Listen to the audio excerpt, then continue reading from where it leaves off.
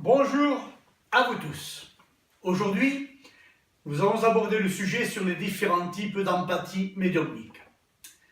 Il existe différents types de sensibilité médiumnique, tous n'ont pas les mêmes capacités. D'après un des livres d'Allan Kardec, il existerait multiples types de médiums décrits comme suit: auditif, mécanique, intuitif, inspiré, à effet physique, à effet intellectuel, sensitif, pneumatographe, parlant, voyant, prophétiques intuitifs et à pressentiment. Le médium peut posséder diverses capacités de lecture. En effet, l'information provient de façon différente selon la capacité du médium ou voyant. Il faut juste savoir que la perception est souvent simplifiée, symbolique ou étriquée.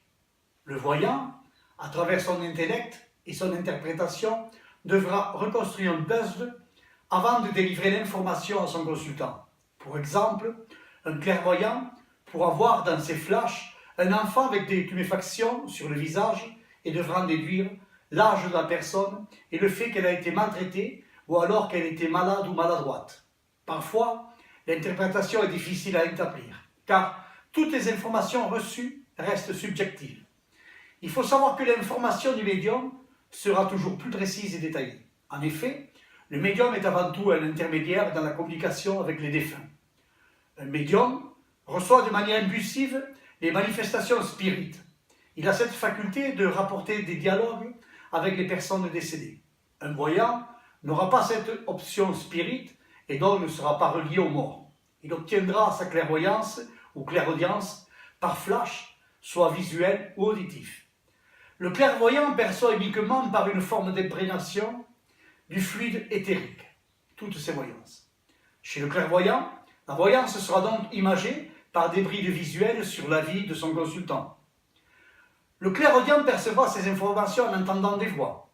Il fonctionne comme le clairvoyant, mais perçoit uniquement l'auditif, souvent une voix intérieure qui lui donne des informations. Puis, il y a quelques médiums sensitifs qui sont susceptibles de ressentir la présence des esprits par une impression générale. Ils distinguent les esprits bons ou mauvais à la nature de l'impression. Dans la version médiumnique, nous avons les médiums parlants, ceux qui parlent sous l'influence des esprits, et les médiums voyants, ceux qui voient les esprits à l'état de veille. Plus rarement, il existe des médiums prophétiques. Ils reçoivent la révélation des événements futurs d'intérêt général. Ils se connectent au fluide universel et aux dimensions espace-temps qui leur donnent accès à la matrice ou mémoire collective. Quelle que soit la qualité de l'information reçue, l'important restera l'implication émotionnelle du praticien à vouloir retranscrire de son mieux les flashs présensoriels. Il doit être doté d'une grande empathie pour ressentir les émotions de son consultant et arriver à se mettre à sa place. La voyance peut se traduire par une forme d'abnégation du praticien afin de devenir l'autre. Il peut aussi muter à une forme de transformiste, surtout chez le médium en incorporation qui prendra les traits physiques, voire même la tonalité vocale d'un défunt. Son âme sera donc temporairement absente de son corps afin de laisser place au désincarné. Ce phénomène est impressionnant et reste la caractéristique particulière de certains médiums spirites.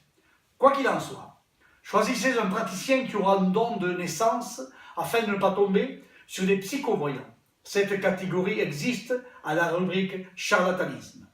Merci de votre écoute et à bientôt si vous le voulez bien.